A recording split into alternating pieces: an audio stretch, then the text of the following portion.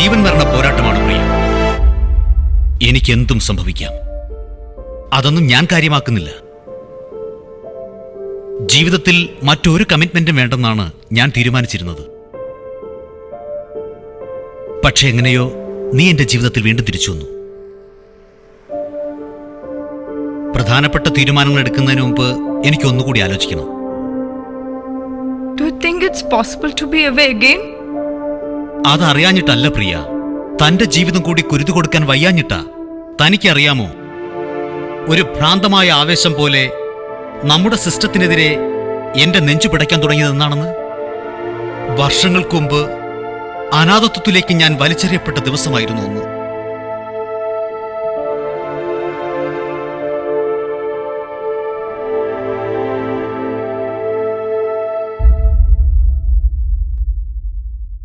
ലോകം നന്നാക്കാൻ ഇറങ്ങി തിരിച്ചിട്ട് നമുക്കെന്ത് കാര്യം? വലിയ വലിയ രാഷ്ട്രീയക്കാർക്കെതിരെ എന്തെങ്കിലുമൊക്കെ എഴുതി പിടിപ്പിച്ചിട്ട് വെറുതെ വേണ്ടാത്ത പൊല്ലാപ്പ് പിടിക്കണ്ട. എന്നിലൊന്നും എന്തായാലും എനിക്ക് ഒളിച്ചോടാൻ പറ്റില്ല. അഴിമതിയുടെ ചെളിക്കുണ്ടിൽ മുങ്ങിക്കിടക്കുന്ന ഈ സിസ്റ്റത്തിനെതിരെ എന്നെപ്പോലെ ആരെങ്കിലുമൊക്കെ പ്രവർത്തിക്കണ്ടേ? ഏട്ടന്റെ ഈ ഒറ്റ ലേഖനം കാരണം ചന്ദ്രൻപിള്ളയ്ക്ക് ഇപ്രാവശ്യം പാർലമെന്റ് സീറ്റ് കിട്ടില്ലെന്ന് എല്ലാരും പറയുന്നു. ഇതെല്ലാവർക്കും ഒരു പാഠമാണ്. നമുക്ക് ഓരോരുത്തർക്കും സമൂഹത്തോടൊരു കടപ്പാടുണ്ട്. അത് സൗകര്യപൂർവ്വം മറക്കുമ്പോഴാണ് ജീവിതത്തിന് ഒരർത്ഥവും ഇല്ലാതാവുന്നത്. വിഷ്ണുമോൻ ഇതുവരെ എണീറ്റില്ലേ? അവനെ അവധിയായിന്ന്. ഇന്നലെ രാത്രി അവൻ ഒരുപാട് ലേറ്റായി കിടന്നപ്പോ അടുത്ത ആഴ്ച എക്സാം അല്ലേ.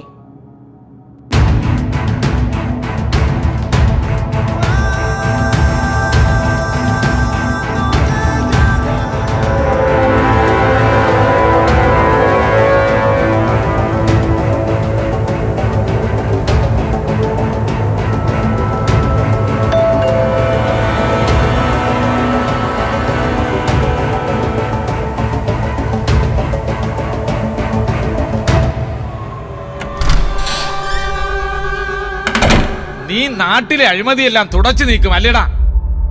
ഒരു പത്രം കയ്യിലുണ്ടെങ്കിൽ എന്തുമാവാം.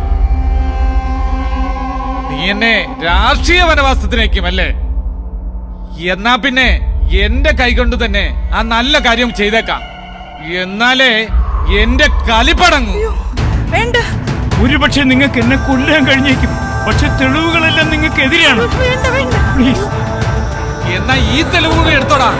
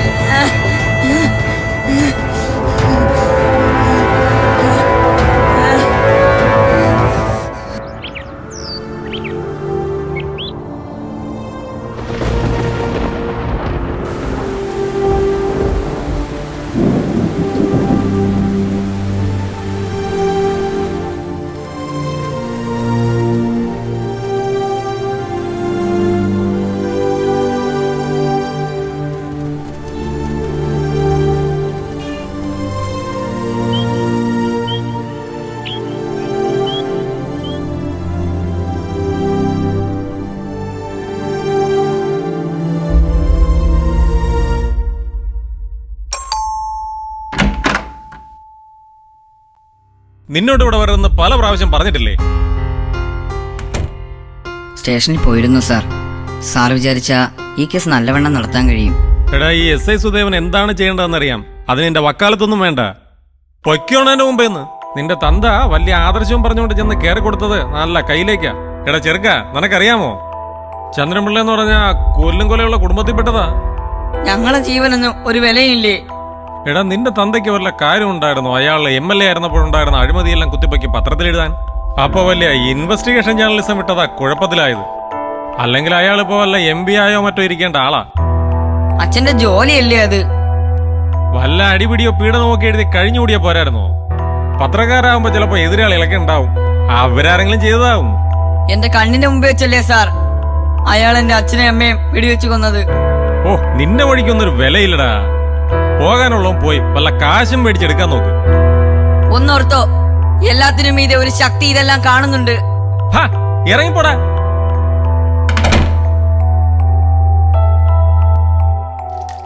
നിന്നെ ഞാൻ കാണിച്ചു തരാടാ.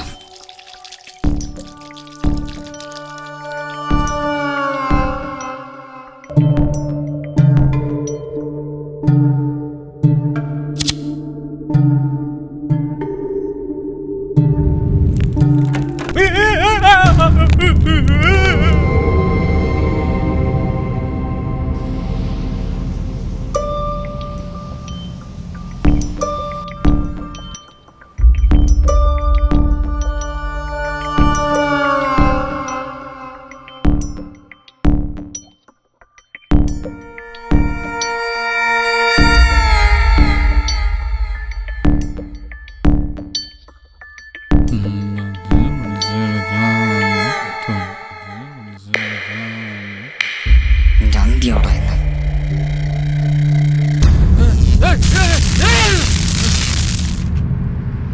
അവര് രണ്ടുപേരും ഒന്നും മരിക്കാതിരുന്ന് നന്നായി പോയെന്ന് എനിക്ക് ഇപ്പൊ തോന്നുന്നു.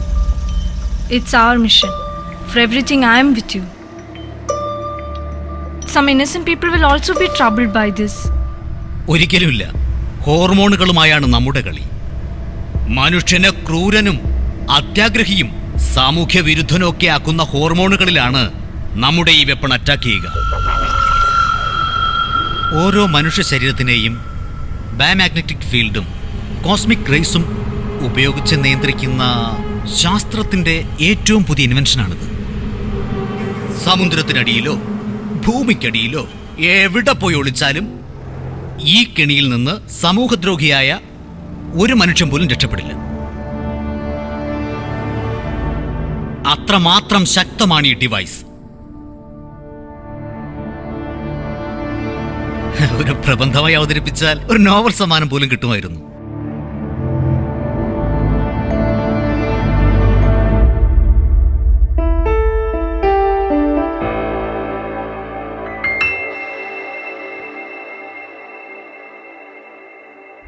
മിസ്റ്റർ കുര്യൻ, താങ്കൾ ഒരു കാര്യം മനസ്സിലാക്കണം. താങ്കളുടെ മകൻ ഒരു ഡ്രഗ് അഡിക്റ്റ് ആയിരുന്നെന്നും അയാളുടെ ശല്യം സഹിക്കവയ്യാതെയാണ് ആ പെൺകുട്ടി 4ാം നിലയിൽ നിന്ന് ചാടി ആത്മഹത്യ ചെയ്തതെന്നും എല്ലാവർക്കും അറിയാം.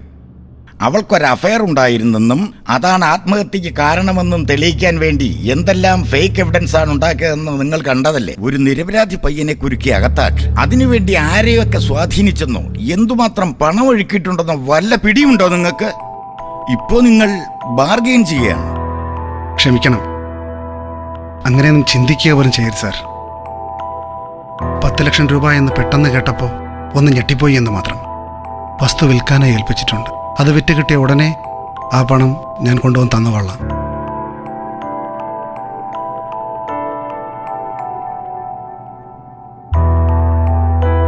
മുജ്ജന്മത്തിലെ ശത്രുക്കളാണ് ഈ ജന്മത്തിലെ മക്കളായി പിറക്കുന്നതെന്ന് പറയുന്നത് എത്ര ശരിയാണ് അല്ലേ സാർ? സാരമില്ല, ഇനിയെങ്കിലും ശ്രദ്ധിച്ചാ മതി. ഇതാ, ഇതിലൊരു ഒപ്പിട്ടുള്ളൂ. ഒരു ഫോർമാലിറ്റി, അത്രേ ഉള്ളൂ. ഓക്കെ?